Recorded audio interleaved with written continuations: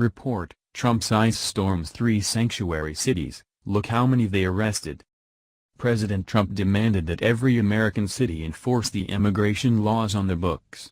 This is a reasonable request from any president, but some cities have been emboldened to tell ICE they are not welcome.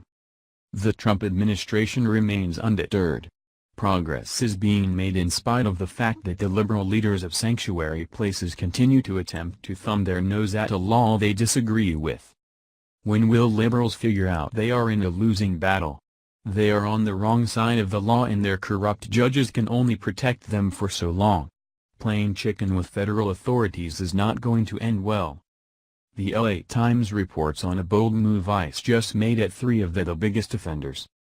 Immigration officials on Thursday announced hundreds of arrests in an operation targeting communities where police and elected officials have refused to fully cooperate on enforcing federal immigration laws.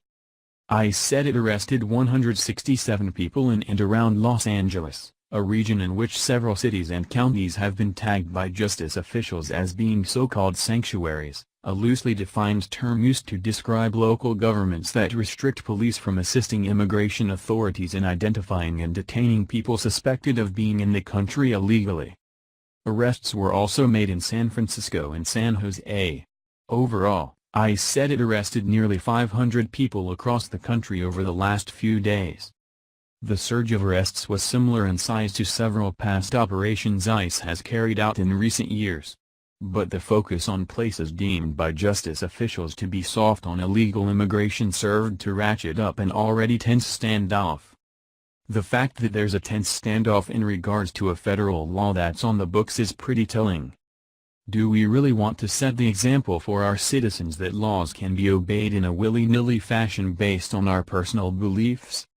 We would think not, but that's exactly the image that's presented by leaders that pontificate endlessly on the merits of sanctuary places. Sanctuary jurisdictions that do not honor detainers or allow us access to jails and prisons are shielding criminal aliens from immigration enforcement and creating a magnet for illegal immigration, said ICE Acting Director Tom Homan in a statement announcing the arrests. As a result, ICE is forced to dedicate more resources to conduct at-large arrests in these communities. As in past operations, ICE officials said they primarily went after people with criminal pasts and said participants in the Deferred Action for Childhood Arrivals program, DACA, were not targeted. That seems pretty simple. We have some folks that have already broken that last one law by entering the country. They have gone on to commit additional crimes while being here illegally.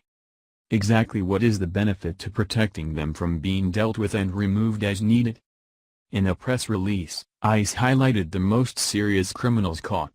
It described the arrest of a Colonia Cheeks gang member in Los Angeles as part of the raid, saying he rammed multiple law enforcement vehicles in an effort to evade arrest and was found with a loaded handgun. Tanya Inlander, a senior staff attorney at Public Counsel, which advocates for immigrants, criticized the focus on sanctuary cities. It's clearly a political move that is not actually geared toward public safety, she said. With all due respect to Ms. Inlander, she may want to take a gander back at the statement from ICE to ensure that she comprehends all of the words that were used. People with criminal pasts were targeted by the raids.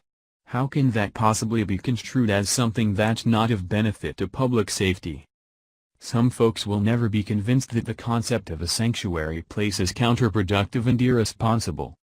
We'll add that to the agree to disagree column and take solace in the fact that common sense will rule the day in the long run.